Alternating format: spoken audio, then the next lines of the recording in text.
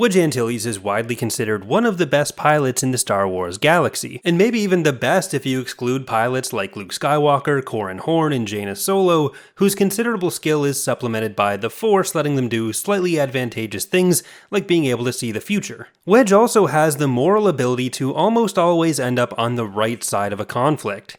The Empire had their own fighter aces though, and today we're going to talk about someone who's basically the Empire's anti-Wedge, Turr Phennir. This isn't purely about being the best pilot in the Empire, since there's plenty of other characters who could qualify for that title at different points, like Merrick Steele or Turr Phennir, although Turr is probably somewhere in the running at the very least. I'm calling him the anti-Wedge or evil Wedge because he's not just a skilled pilot leading one of, if not the most prestigious fighter units within the Empire, but he also ends up directly opposite Wedge in almost every possible situation, taking the exact opposite stance on every issue. He's not a particularly major character as far as direct appearances go, but he shows up across a pretty wide breadth of media with a significant in-universe timeline, first appearing in the X-Wing comics in 1997, and finally in 2009's Fate of the Jedi Outcast, set several decades after Endor. But aside from maybe a few comic issues, there's not really anywhere that I would point to as Turr Phennir being anything approaching a main character. Turr was, according to the notes of one of the authors for Essential Guide to Warfare, the son of fighter pilot Toffin Vane from the Valahari Nebula, although since that was never officially part of the published work, his exact parentage isn't the most solid of canon. He was definitely raised in Valahari space within the Dastan sector by his stepfather, Count Phennir, along with his older brother, Cartha Chaser Phennir. Both Turr and Cartha eventually began serving as pilots for the Imperial Navy, and the connection to Wedge start pretty early here too.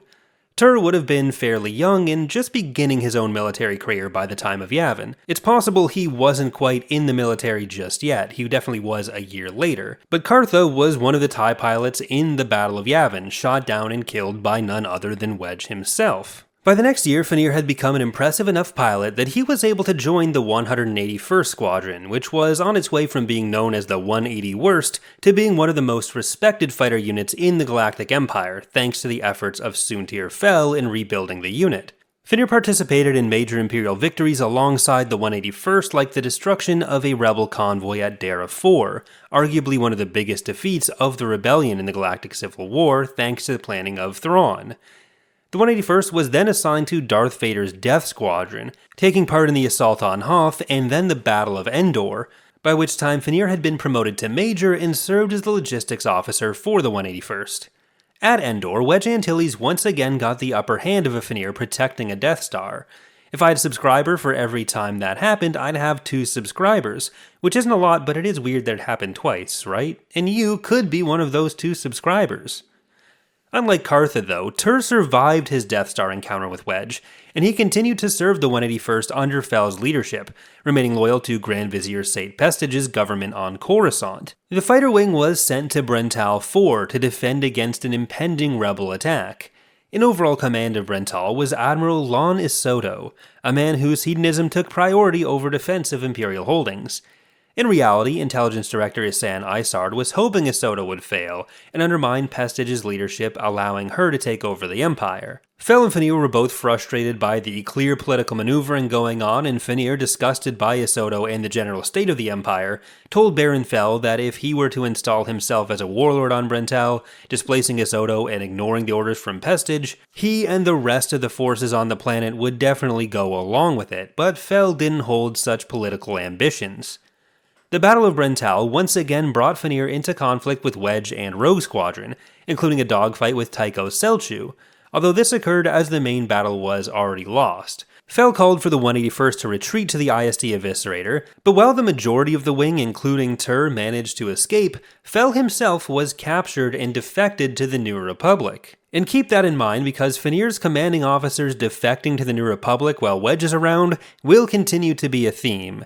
But over the next few years, Phennir continued to serve in the 181st himself, coming to lead it by at least 6 ABY, when he and Admiral Terran Rogris successfully defended the Bilbringi shipyards against Admiral Namo, a Mon Calamari admiral in the New Republic fleet. Phennir was present at a much more famous Battle of Bilbringi as well, 3 years later when Grand Admiral Thrawn was killed by his bodyguard Rook.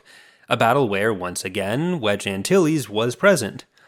Phennir remained with the ever-dwindling empire, but we have no further details until 13 ABY and the Verinda campaign, one of the final at least semi-successful imperial offensives. I've done a standalone breakdown of this campaign and an animation of the Battle of Verinda before if you want to check that out, but for Turr's part, he's noted by this time as being the most respected fighter ace left within the Empire explicitly.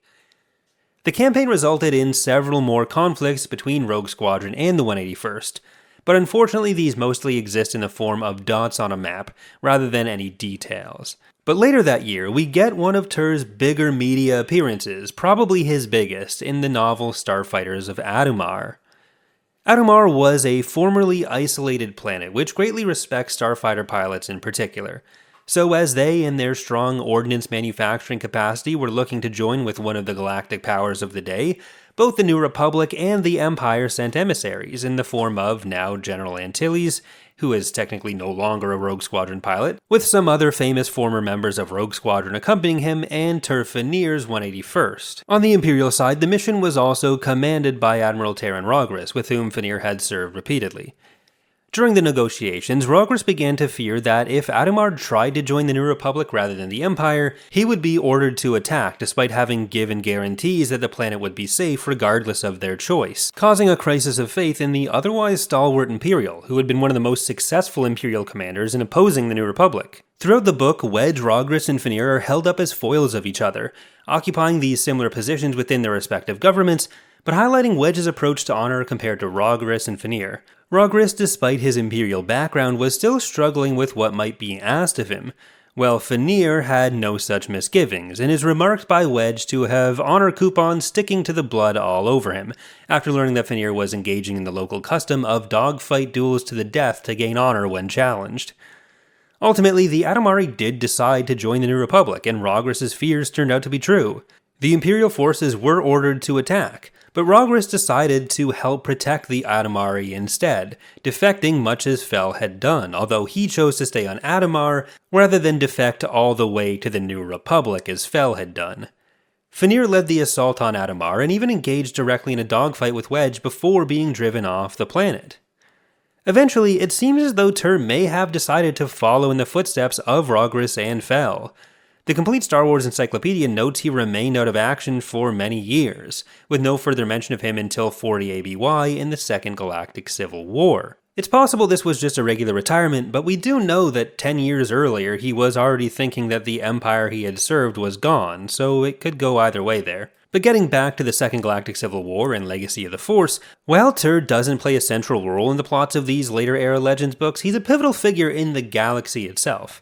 The Second Galactic Civil War started with the Corellian system revolting against the Galactic Alliance in response to the increasing centralization following the Yuuzhan Vong War. This Corellian rebellion drew the support of many influential Corellians, including Wedge Antilles, who joined as a general, and Han Solo. As the Corellians grew their cause to form a bigger confederation, the ethically questionable decisions of Corellian leadership, including attempts to use false flags to disguise civilian casualties from their own actions as being the result of Galactic Alliance operations, caused Wedge to grow disillusioned, defecting from the Corellians to join the growing Jedi Coalition, a group formed by former elements of each side of the war led by the Jedi Order, seeking a peaceful resolution and the removal of newly minted Sith Lord Jacen Solo, also known as Darth Caedus, from power in the Galactic Alliance.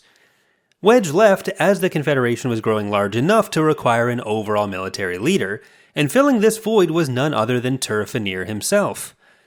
Notably, the Empire remained in the Galactic Alliance and then became independent rather than siding with the Corellians, so Phennir didn't just leave the Imperial military, he left the Empire as a whole at some point. And considering he was being made into an overall military leader, this means he probably served in one of the local militaries in one of the Confederate factions. Phennir's tenure as the Confederate military leader saw several military successes, but while in some ways this appointment highlights the ethical divide between Wedge and Phennir, he gets involved just as Wedge's morals make him leave that faction, he does do some things which indicate at least some personal growth. When Kashyyyk is bombarded on Jacen's orders, erupting the Wookiees' home forest into an inferno, Turr called Confederate forces away from a long-standing stalemate on Kuat to assist in humanitarian or Wookieetarian aid. And again, he doesn't play a huge role in these books, but we do get some personal interactions from him, and in one situation he talks about how he doesn't understand the Corellian emphasis on freedom over everything else. To him, duty exceeds a lot of these other things. So when it comes to whether he left the Empire because of any moral issues, I'd have a hard time seeing that as being the case. Once the Jedi Coalition removed Jacen from power, the Galactic Alliance, Jedi Coalition, and newly independent Empire united against the Confederation once again, forcing them to surrender. This surrender still left the Confederation as an independent power led by Phennir, who attended unification talks in 43 ABY, presumably leading to the reintegration of the Confederation at some point. But that is the final appearance of Turr Phennir, so that's going to do it for today.